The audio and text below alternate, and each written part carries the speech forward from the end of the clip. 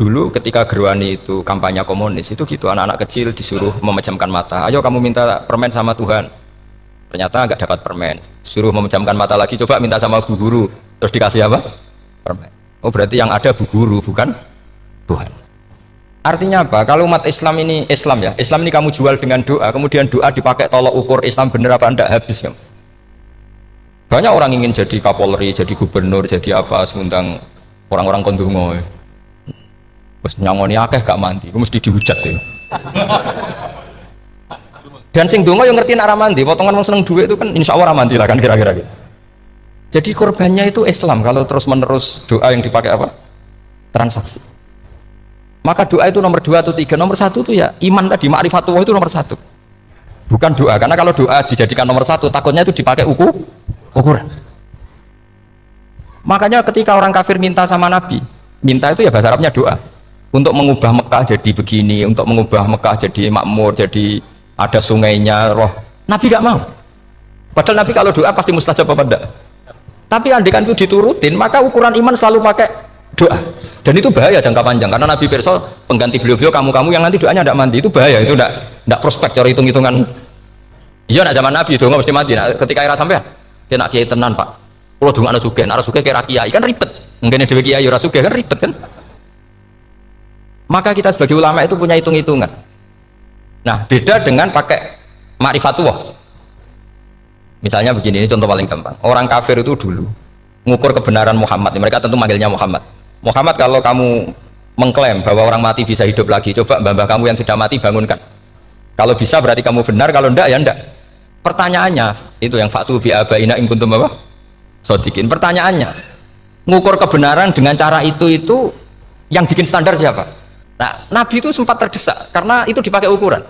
Tapi kalau pakai ilmu mantek, jawabannya lebih gampang. Mengukur kebenaran dengan cara itu versi siapa? Versi saya.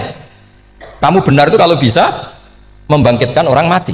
Terus dari Nabi ya, kalau versi kamu ya kamu yang membangkitkan, nanti ditanya bareng-bareng. Loh ini kan kita seperti itu kan, kita sering.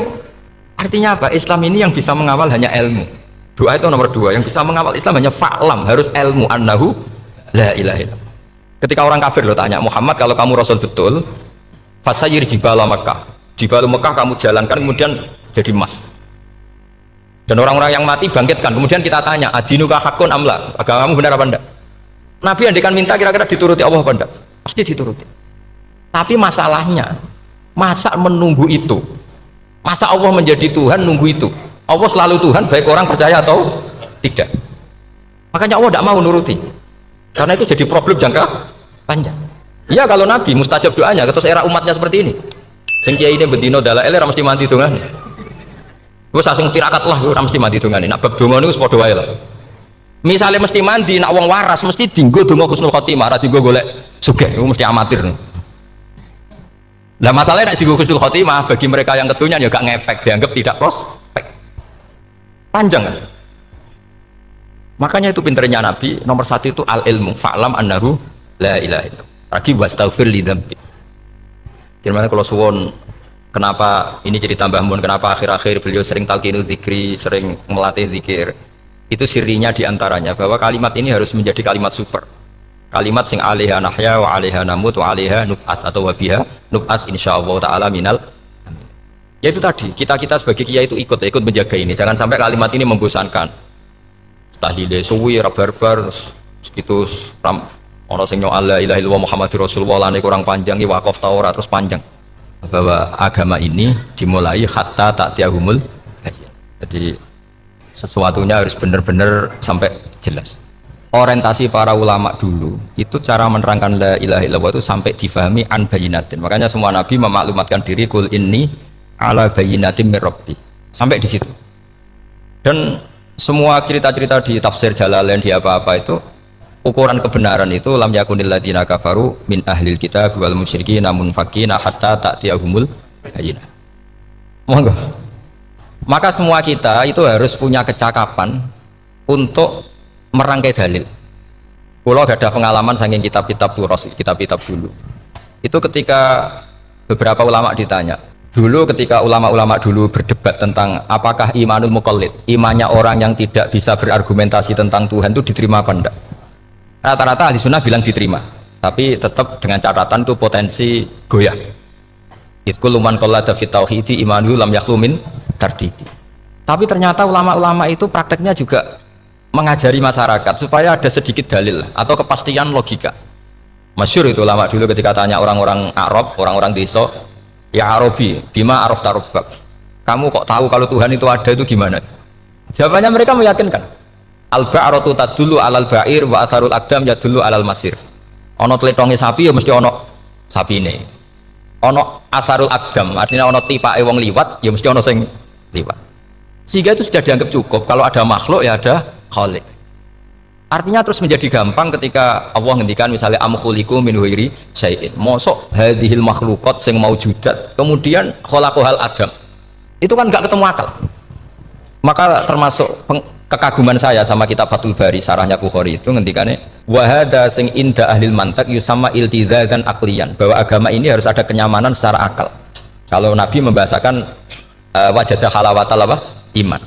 Iman yang manis itu misalnya kita profesor, kita ilmuwan, kita seorang yang top, yang paling cerdas di dunia.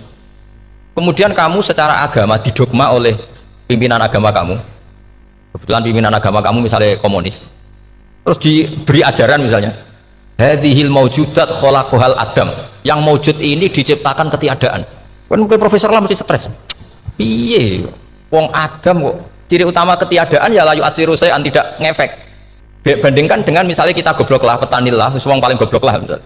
Diajari bumi ki ono mbah wonten, terus sing gawe bumi ono ya ono, wong barangnya ono kok sing gawe ra ono. Lebih gampang. Lah itu cara Fathul Bari. Hadaddin itu mudah sekali, sahlah qoriba. Kalau dalam baca Said Abdul Haddad itu hadil kalimah sahlah qoriba. Sahlah qoriba itu enak difahami karena ya sudahlah, kalau hadil maujudat ya khalaqal maujud. Berhubung maujud ini maujud khaliq ya wajibul wujud, kira-kira maujud super lah atau kausa prima atau apa.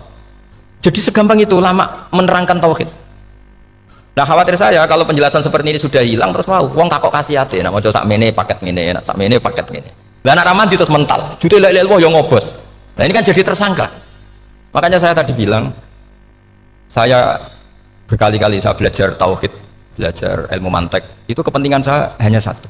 Supaya orang familiar dengan logika la ilaha illallah. Itu tadi mulai yang pelatihan kelas ringan yaitu tadi al-ba'ratu tadullu alal ba'ir wa asarul aqdam yadullu alal masir, sampai pelatihan yang agak berat tapi sebenarnya tidak berat-berat banget karena tadi am khuliqu min ghairi syai'in. Masa kalian semua yang sebegini hebat maujudat kemudian kamu disebabkan oleh sesuatu yang tiada.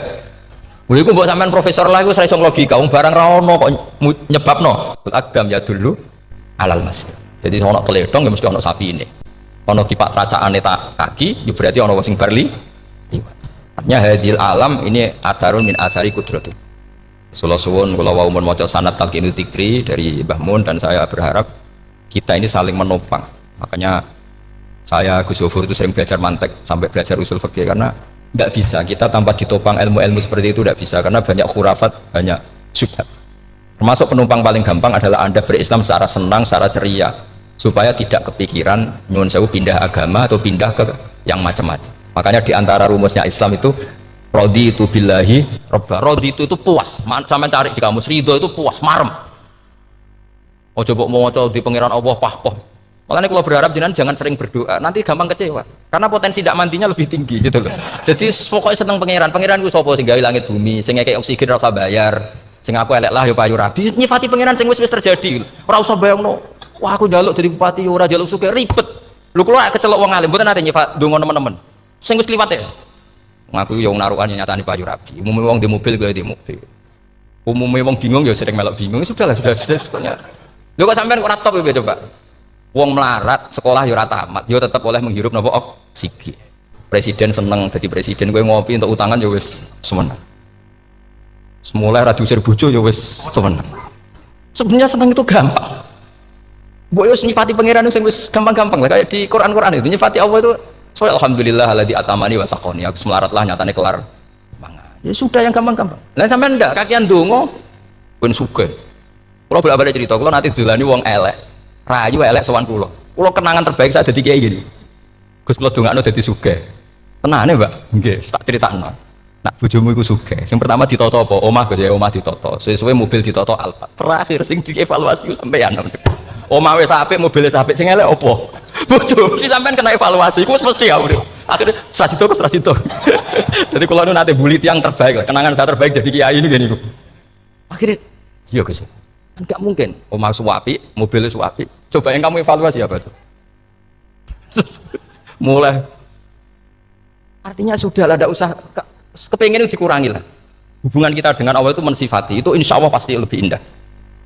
Ya misalnya kita Islam, ya alhamdulillahilladzi hadana li hadza ma kunna linahtadiya laula. Sudah, tapi sekali sampean mikir, sak wangi Islam ora mesti mlebu swarga. Oh, mesti kena was-wasi setan tak jamin.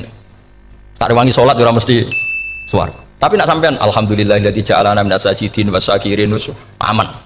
Maka alhamdulillah itu kalimat paling keren. Makanya da'wahum fiha subhanakallahumma wa tahiyyatuhum fiha salam wa akhiru da'wahum alhamdulillahirabbil alamin. Jadi pokoke ngoten. Surip ora usah kakek jaluk, karena potensi tidak mandi itu tinggi. Sama ndak kutub, ndak adal, ndak abdal, ndak apa saja. Is donga is umume wong-wong lah. Dunya hasanah fil akhirati hasanah wa qina adzabannar. Hasanah go piye artine pokoke hasanah. Pokoke hasanah fil akhirati ya hasanah. Senara iso hasanah ya rabi itu jenenge hasanah pokoke sementing. Karena kula niku pengalaman dadi kiai, anggere wong kok kakean donga mesti kakean ngeluh. Ya karena potensinya ndak mandi. Jajal sampean ndonga apa jajal? Selama ini kan yuk mapan yo ora tau mapan. Yuk sugih yo rakus. Wis diparingi cara pangeran wis maringi jebule sampean ingin lebih. Makanya saya mohon sekali, jadi hubungan dengan Allah itu nomor satu itu syukur. Syukur itu di atas takwa. Di Quran itu ada fattaqullaha la'allakum tashkurun. Jadi takwa itu supaya ke derajat syukur. Karena tadi lah cobalah dilatih. Saya pernah ngecek orang yang sekarang dugem menikmati maksiat dengan orang yang takwa mensyukuri tidak maksiat, itu nikmatnya itu masih tinggi nikmatnya orang yang syukur karena berhasil meninggalkan maksiat. Makanya kamu yang syukur, bengi-bengi serati duit di kamar, wudhu, sebariku ngelamun cucu besok, yes, alhamdulillah gak maksiat. Sekarang usah bayang terus tahajud, qiyamul lail itu para habaib, para ulama itu sekarang ramah komel lah seperti itu. Terus ramah komes. Tangi turu seradian tempiring itu alhamdulillah. Pokoknya sing gampang-gampang ya. Dan itu memang ajarannya Nabi. Jadi Nabi itu kalau bikin ajaran itu orang sing asbaha aminan fi sirbi sesuatu mu'afan fi badani indahu kutu yaumi faka'an nama khizat lahu dunya bi khadzafiriha. Jadi tapi bayangkan itu man asbaha aminan fi sirbi ngontrak ya ora diusir sing di omah, kumpul mertua ya ora diusir mertua, kumpul bojo ya ora diusir bojo, aminan fi sirbi mu'afan fi jasadis urip nak guyu do banter wis bengak-bengok indahu kutu yaumi dina iku iso mangan iki faka'an nama khizat lahu dunya bi khadzafiriha. Anggap ae itu sak donya. Wong paling sugih gawe kolam renang paling 1 meter persegi. Kowe ndelok laut renang sak kapoke. Pokoke urip sing gampang itu. Kok senengane repot to? Senengane repot. Pokoke kula kepengin niku jenengan syukur lah. Pokoke lho nggih malan niki pokoke niki kampanye syukur lah. Pokoke karena tadi coba yang biasa donga-donga itu dikurangi lah. Syukurnya dulu yang lho sampean tak arani. Doa yang mandi itu dimulai apa? Asana Allah. Tinggi mana doa dengan syukur? Syukur. Nabi itu kalau berdoa itu nyifati Allah panjang sekali. Alhamdulillah hamdan katsiran terus wa hamdan wa fi ni'amahu wa yukafi umazita ya rabbana lakal hamdu kama yanbaghi li jalali wajhika azimi sultanik la nuksi sana analika anta kama athnata ala nafsik antal muqaddim wa antal muakhir. Wus panjang. Sampean kan gak muqaddimah suwiti. Dongane sing wis gak dia 13. Kalau kan sering mau ikhya itu kalau muji pangeran itu sampai lupa Imam Ghazali saking panjangnya. Sama dulu dungan-dungan Nabi itu. Kalau muji Allah itu panjang sekali. Dungannya sidik.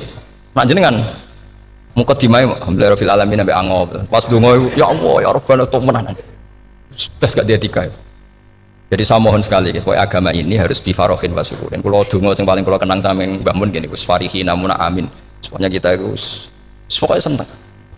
Makanya kalau suwun lah supaya beragama terus rodi itu bila rodi itu kalau nak maknanya marem lah. Marem di pangeran Allah itu marem. Atau Sayyidina Ali kafani izzan antakuna li robban wa kafani fakhran an akuna laka abdan pun Gusti tak bangga kula dadi manungsa mergo pangerane jenengan. Cara di pangeran Firaun kan yo ribet wae. Wis mati tenggelam dadi ton. Terus wa kafani fakhran an akuna laka abdan kula nu seneng banget mergo dadi kawulane jenengan. Misale dadi kawulane presiden ya iso coplok. Kawulane menteri kadang kita tangkep KPK. Kawulane wong sugih kadang bangkrut. Ribet kan? Makanya beliau ngendikan kafani izzan antakuna li robban wa kafani fakhran an akuna laka napa abdan. Terus niki kalau rati provokatif loh. Semoga zaman akhir sampai pandemi ngeten wis ra syukur ribet. Setelah saya jadi kiai dan penelitian, saya itu berkali-kali didatangi dokter, tentara, juga polisi.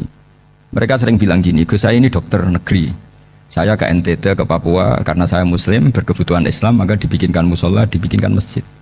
Kalau kiai tidak bisa, bikin sendiri urunan mau narik siapa. Gitu. Mau narik tarikan di jalan yang mau nyumbang siapa. Tapi kalau kebutuhan negara, karena tugas negara, ya difasilitasi negara dan tidak dianggap misionaris karena negara. Itu juga di beberapa negara yang non muslim kayak di Argentina, di Venezuela itu ada masjid, ada kajian Islam ya karena duta besar dan itu aparat negara. Disinilah kearifan para ulama berkoalisi dengan umarok dengan makna yang positif bahwa agama ini harus ditopang umarok, sistem negara. Tentu di situ ada tentara, ada polisi, ada macam-macam. Kita sebagai kiai juga nggak berdaya di depan para bandar narkoba apa-apa kalau nggak ada BNN. Kita mau apa dengan korupsi kalau tidak ada KPK. Sehingga kearifan para guru-guru kita, mulai Mbah Maimun, bapak saya sendiri, NU, Muhammadiyah, semua ormas-ormas Islam itu pasti maulah kerjasama. Karena kita siapa ya? Kalau tidak kerjasama. Dan di antara pesan Rasulullah SAW adalah yaduwahi ma'al jamaah. Jadi apa ya, kebersamaan itu sudah berkah. Fa inna yaduwahi ma'al jamaah. Jadi berkah. Lalu kenapa saya kalau ngaji bawa kitab? Ini agak sebetulnya itu lazim. Lazim itu suatu yang harus. Tapi karena kelamaan mubalek itu tidak pakai kitab. Seakan-akan bawa kitab itu yang aneh. Sebenarnya aneh mereka. Karena begini logika simpelnya ya. Umat Nabi ini berhak dapat apa coba? Berhak dapat warisan yang paling luhur, paling hebat, paling jernih. Apa itu Quran dan hadis? Pertanyaannya siapa yang paling punya hak otoritatif untuk menerangkan Quran hadis? Ulama. Ulama yang mana ya? Yang kapabel, yang sudah diakui dunia kayak Imam Ghazali, Imam Bukhari, Imam Syafi'i. Artinya kalau kita tidak pakai materi itu ulama mendapat pikiran kita, bukan mendapat pikiran mereka. Saya ulang lagi, kalau kita tidak pakai materi yang otentik, yang orisinil, umat ini mendapat pikiran kita, bukan pikiran mereka. Maka saya berusaha supaya teman-teman atau semua umat Islam dapat pikiran-pikirannya Imam Ghazali, pikiran-pikiran Imam Bukhari, pikiran-pikiran Abdul Qasim Al-Junaidi, kejernian-kejernian Abu Yazid Al-Bustami. Kejernihan itu diantaranya adalah misalnya makalah yang menurut saya itu makalah yang super. Jadi untuk ngadepi krisis karena COVID atau karena apalah. Itu lama dulu sederhana sekali. Beliau-beliau punya rumus yang mungkin jarang didengungkan orang, tapi saya akan kampanye rumus ini. Al-istighna, hakikatul istighna, itu adalah al-istighna anis syai' labihi.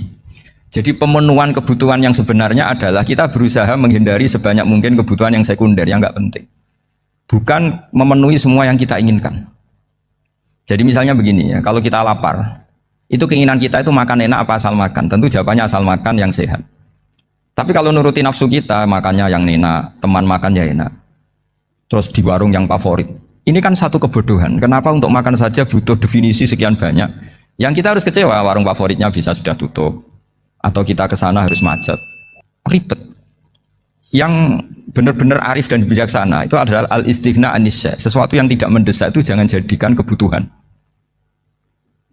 Sehingga kalau kita puasa misalnya, semua makanan itu enak karena kita sangat lapar. Sehingga Abdul Qasim Al-Junaidi ketika ditanya, ma'idamu to'am, lauk makanan itu apa? Jawabannya lucu, alju, lapar. Kalau kamu lapar ya semuanya enak. Ini sudah mulai hilang. Kita bilang makan enak itu ya sate, ya gulai, ya pizza yang kita senang. Akhirnya apa? Untuk nikmatnya Allah itu kita jadi ribet. Apalagi yang orang-orang fasik harus ditemani perempuan yang tidak halal misalnya, atau harus ada ajudan, ribet. Nah pertanyaannya, orang yang ribet sama yang nggak ribet itu pinter mana? Pinter yang nggak ribet. Nah ini kearifan-kearifan yang mulai hilang. Lalu siapa yang bisa mewarisi itu? Ya ulama. Jadi ulama itu cara berpikir sebenarnya simple. Makanya mereka sering kalau tahajud itu. Di antara makalah Sayyidina Ali paling terkenal dan yang menjadikan beliau punya derajat yang luar biasa itu adalah kafani izzan an takuna li robban wa kafani fakhran an akuna laka abdan. Ya Allah, saya ini sudah begitu mulia, begitu terhormat dan sangat-sangat terhormat karena yang menjadi Tuhan itu Engkau. Jadi rumus pertama itu karena menjadi Tuhan itu Engkau. Hanya Tuhan yang abadi, Tuhan yang pertama, artinya Tuhan yang al-awwal. Coba ya Allah, kalau saya ini punya Tuhan Fir'aun, punya Tuhan mati jadi tontonan lagi, itu kerennya di mana coba? Andaikan kita punya Tuhan Fir'aun, atau punya Tuhan yang asal usulnya manusia, apapun hebatnya manusia itu, kita punya Tuhan manusia itu. Tuhan yang lapar, yang kalau nggak makan mungkin pingsan, mungkin bisa kena COVID, nanti Tuhannya diisolasi, kayak apa? Makanya ketika Tuhan Allah menyindir ketuhanan selain Allah itu, Allah hanya menyindir dengan kalimat sederhana, karena yakulani to'am, yang kamu tuhankan itu masih makan. Hanya kalau nggak makan ya lemes. Jadi lama-lama ada orang gini, alhamdulillah tadi Tuhan mampir ke saya, kelihatannya lapar, setelah tak kasih makan sehat lagi. Susah nggak punya Tuhan yang seperti itu. Beda dengan Tuhan kita. Tuhan yang nggak butuh makan, nggak butuh minum, Al-Qayyum, zat yang berdiri sendiri tanpa butuh yang lain. Al-Awwal. Sebelum ada langit bumi sudah ada Tuhan kita yaitu Allah. Bandingkan dengan Tuhan-Tuhan yang dipertuhan yang lain, yang adanya setelah bumi, misalnya Fir'aun dan sebagainya. Sehingga Sayyidina Ali pertama jadi kebanggaan apa? Kafani izzan antakuna li robban. Saya ini keren betul karena punya Tuhan yaitu engkau. Tuhan yang lahul asmaul husna, Tuhan yang semuanya punya kebaikan, punya keabadian, punya keagungan. Terus wa kafani fakhron an akuna laka abdan, dan saya bangga sekali karena saya menjadi hambamu. Kalau saya jadi hambanya Pak Rektor ribet kan? Sudah tak hormati ternyata nanti tidak rektor. Ya kan ribet kan? Terus pokoknya ribet. Jadi budaknya manusia itu ribet. Makanya ada seorang wali datang ke temannya yang jadi presiden atau jadi raja. Sudah datang ke situ karena tidak punya uang, mau minta uang karena temannya raja. Setelah sampai sana ternyata temannya ini karena orang soleh pas berdoa, ya Allah saya minta ini, minta ini, minta ini. Terus si wali tadi pulang. Tanya, kenapa kamu pulang? Ternyata dia sama, masih minta-minta kayak saya. Jadi sederhana dia. Sama-sama minta kamu, minta zat yang kamu mintain katanya. Jadi dulu itu orang itu sebegitu dekat dengan Allah. Sehingga si raja ini terus ketemu wali tadi tanya, kenapa kamu menyepelekan saya? Padahal sekarang saya raja. Terus ditanya sama wali tadi, karena temannya. Kalau kamu di padang pasir tidak bisa minum dan harus minum 1 gelas, dengan ongkos kamu harus mengasihkan semua kerajaan kamu demi minuman itu. Pilih mana, minuman apa tetap jadi raja? Ya saya milih bisa minum. Saya tidak raja tetap hidup, tapi kalau nggak minum mati. Bagaimana Anda bangga dengan satu kerajaan sing la yusawi kak samain, yang tidak sama dengan segelas air. Jadi artinya terus mereka melihat jadi raja itu ya biasa, jadi presiden biasa, jadi rektor biasa. Karena mereka biasa berlogika hakikatul izzah itu ya taqarrub ila Allah, yang benar-benar terhormat itu ya dekat dengan Allah. Begitu seterusnya mereka bikin paradok-paradok yang aneh, tapi itu menjadi pelajaran.